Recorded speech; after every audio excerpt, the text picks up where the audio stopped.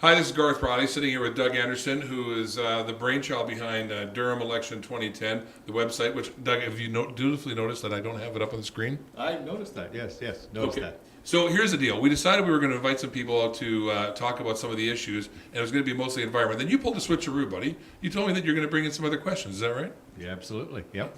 Now, we're ready. We have some candidates here that are actually not competing against each other. They're actually running for local office or marital office. What is it, Maurice? What is it? It's the mayoralty. Mayoralty office. Mayoralty office. Yeah, so we have local councillor running for local councillor in Oshawa, Dave Gilbert, and we have Maurice Brenner running for mayor in Pickering, and then Doug Hawkins, you're running also for local councillor in Oshawa as well, right? Regional councillor in Oshawa. Are you doing regional too? Yes. Yes. It's crazy talk. It is What crazy. are you thinking? It is. Like, isn't that a big step for you to take when you start to go? You have to understand, if I am successful, I Yes. will actually be wearing two hats. I will serve on the regional council for all of Durham region. Yeah. As one of 28 councillors. Right. And I will serve on Oshawa council, Right. one of 11 serving on Oshawa council. So I'll be wearing two hats. Let's start off very quickly. You know, you're running. Don't give me any of your brochure stuff, or I'll cut you off. Maurice, why are you doing it? I mean, you've been a long-serving councillor. You've in Pickering over 20 years of service. Why are you running again this time? Very simply, I love my community, Garth. I love the people. They've been good to me, and you know what? I want to give back. I know I've got the ability, and I know I can make a difference. Yeah. What do you sort of bring to the table that, for instance, the other candidate, no, there are two other There's two candidates. candidates. Yeah, what they don't bring to the table, what have you got? To start with, I've learned to be humble, and I think that's really important. I've seen it from both sides. I was a sitting member of Pickering Council for 21 years, and I'm currently not. So I got to see what it's like in the big bubble, and that's what I call it. And then I got to see what it's like outside the big bubble. And you know what? That big bubble has to be shattered, because it is so easy when you're on the inside to forget your grassroots. And that's what I've learned on the outside. Now what I want to do is take that skill, take that ability of what I've seen in the community, and put it back into council and make a difference. So we basically want to go kick some butt. All right, so which is good, because you want to be able to go in there, be able to make a difference, but take your knowledge with you. I'm really concerned that, especially going for a mayor's position, and I've said this on other shows, going to a mayor's position, if you don't have previous council experience, I think it's a big jump. So congratulations, at least you're going to be able to have some experience. Doug, Dave, I know you. Yeah, he's Doug, I'm Dave. Doug and Dave. I'm Frank. Hey, where'd you go? Dave, broadcast background, you've been doing that for a number of years, calling sports for, the generals, etc. Now decide to jump into this. What was in your head? What happened to you? Someone dropped something on you? No, I got hit with a lot of pucks. I was a goaltender before I became a coach and got involved in broadcasting. But Garth, you look at the way Oshawa is being run these days, and people are frustrated. And I'm a close watcher of politics. I've watched politics even when I was a teenager. I was interested in federal and provincial politics. And municipal politics is something that, not a lot of people pay a lot of attention to, unfortunately. Only 25% of the electorate voted in Oshawa the last election.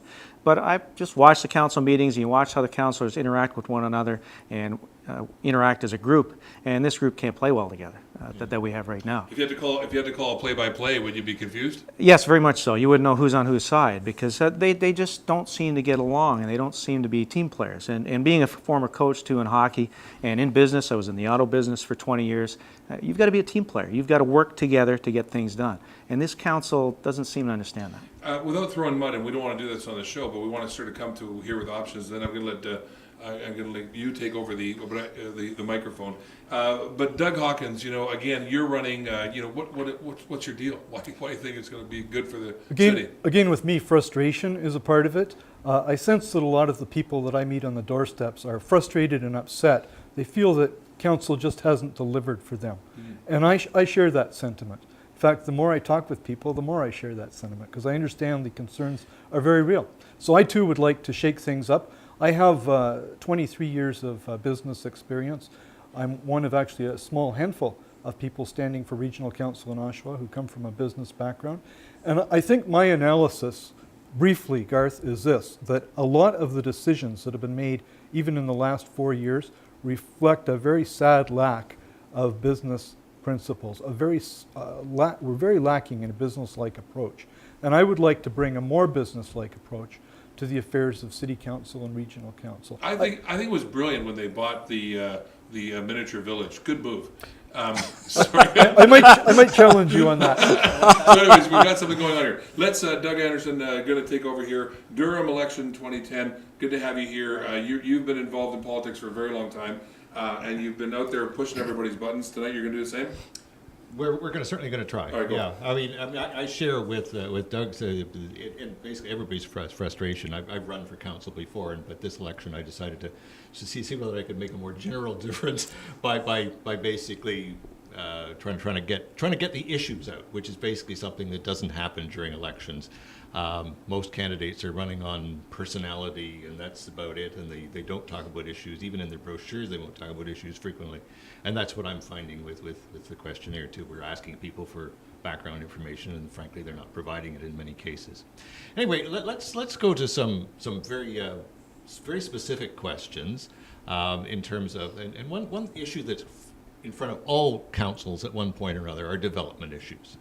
And there is a perception out there that developers know their way around city council. They know the planners, they know the rules, they also know the loopholes. On the other hand, you basically have residents of these communities that basically don't know these things. They find out about these things at the last minute. They are basically led to believe that the deal's done. So, you know, and then you as councillors have to sort of deal with the conflicts here. And then basically I'm going to throw it to all of you. What's the problem here? How do you solve it? How do you make the system work better? Do you want to start, Doug? I'd like to start. I think underlying this, and you're right, there is a problem. Underlying it, it's the fact that there's a lack of communication or a lack of consultation with the people that we are supposed to serve. I know this because on the doorsteps, people tell me that they feel left out. They feel that everyone's brought to the table except one guy, and that would be Joe Q. Public. And that's what has to change. Communication, for me, is a priority. It's not a frill, or we'll get to that if there's time. It's a priority. Little things that I think we can do. It's not rocket science. But I have an internet presence and a Facebook presence, and yes, I do answer my phone calls. Councillors are often criticized for not answering their phone calls.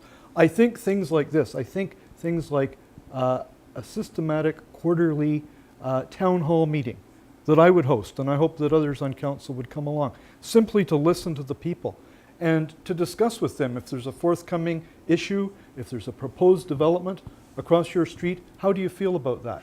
It hasn't happened, and we're paying a price. Do you think quarterly is often enough? Mike, you got to use the mic. Yeah, Welcome to the show. Welcome to our show. Use the mic, would Do you? you think quarterly is often enough? You know what? In a perfect world, daily. But it's not a perfect Well, world. they're not like, hang on, I'm going to jump in here. I'm going to the ceremony part here. No, because I want to make, it's a little bit of podium standing, and I'm going to call you on it.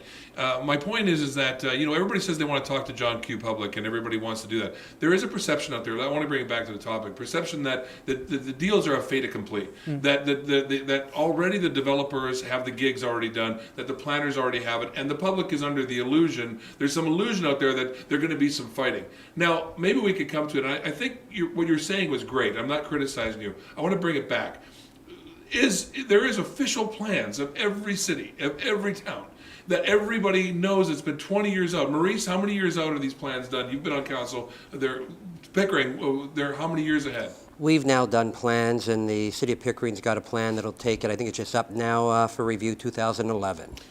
So it's up to 2011, but aren't we, when we're issuing building permits, when we're issuing how we're going to move forward, isn't there a 20, 30-year plan for our towns, or basically are we winging it? There is in the provincial places to grow, but Garth, you guys are right. There is a real perception that that the community is not being spoken to, but the truth is they're being out-resourced. Okay, hang on a second. We're going to come back to that. We're going to go off to break. When we come back, we're going to zero in on this one. Doug's got a good question. How do we know that things are already planned and it's all window dressing, and really what are the issues that we can deal with now and for the future? Stay with us. When Durham election 2010 comes back, Doug Anderson, Garth Riley, take it in the corners with Dave Gilbert. See ya.